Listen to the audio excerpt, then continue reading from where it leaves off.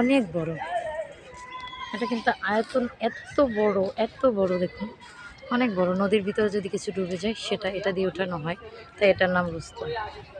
তাই দেখুন এতটা পরিমাণ গরম, যার কারণে কুকুরটাও পানিতে নামছে। দেখুন পানিতে নেমে কিন্তু পানি খাইতেছে ওর মতো করে। দেখুন ও পানিতে নেমে তারপর পানি খাইতেছে।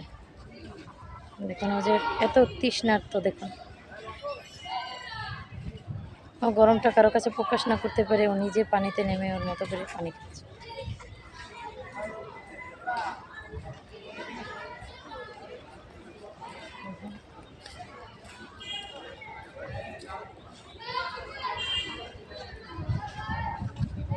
দেখুন হাঁটু সমান পানিতে নেমে কিন্তু পানি খাচ্ছে ওর মনের মতো করে। শুধু মানুষই গরমে অস্থির না, ও কিন্তু গরমে অস্থির হয়ে গেছে এর জন্য।